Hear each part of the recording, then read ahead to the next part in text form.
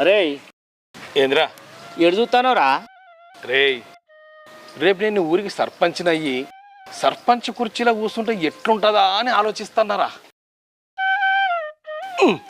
పోటే లేదు సర్పంచ్ అనేటు పగటి కలలు అంటున్నావా అని. రేయ్, పగటి కళలు నిజమైతే అయిరా?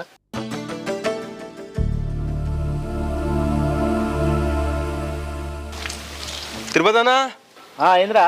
ఇటు కార్యదర్శి కనబడ్డాడే. ఏ కనవలేదురా. సరేది